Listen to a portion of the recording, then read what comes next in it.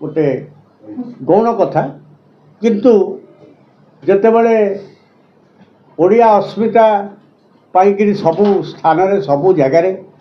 विभिन्न राजनीतिक दल माने सेमानकर मतामत दौरान यहीटा भी भात अंडे गोटे मुझे चिपी सेकेंड पार्ट कौन से वक्तव्य माननीय बीजेडी सभापति थिला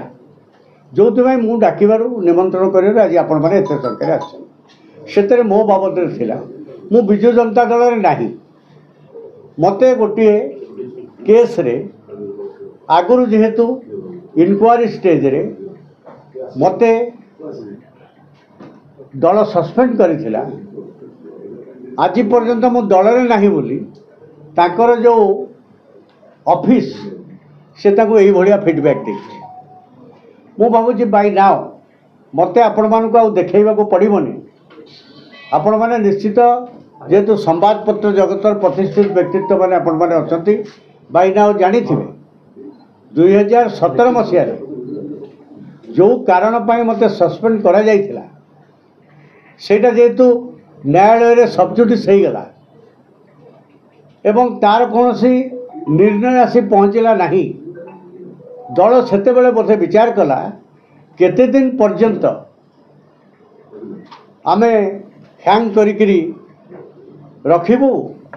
तेणु कोर्टर शेष सिद्धांत पहुँचवा पर्यंत दि मैटर इज सबजुडिस आमे प्रभाती पाठी को सस्पेंशन को उठेबू यही विचार रे बोध हुए मु क्या दरखास्त भी लिखिकी जिते दे नी पार्टी सो मत दलर आवश्यकता को भित्ति कर विषय में बहुत चर्चा तर्जमा हो जाइए सभापति जेहेतु ये कथाटी रेफर करते मु दुईटा कथा कहवाक चाहे जो चिटफंड मैटर सस्पेंड कराइला बोली कहुच्छी that matter is under sub judice stage आम सभापति पूर्वतन मुख्यमंत्री 24 वर्षर मुख्यमंत्री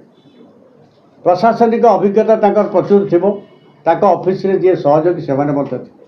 आपण मैंने विधानसभा न्यूज कवर करोसी खबर रे गोटे मैटर जो सबजुडिस थाए एपरिक एमएलए मानकर प्रश्न पचार अधिकार ये सर्वजन स्वीकृत किंतु सरकारी बेंच कहुए अमुक घटनाटी जेहेतु विचाराधीन अच्छी न्यायालय रे ये बर्तमान उत्तर दि जाई पारिबनी सेमती जो घटनाटी मो बाबद रे न्यायालय रे वर्तमान न्याय प्राप्तिर अपेक्षा रखी I am not indicted by anybody any court for your kind information the matter is sub judice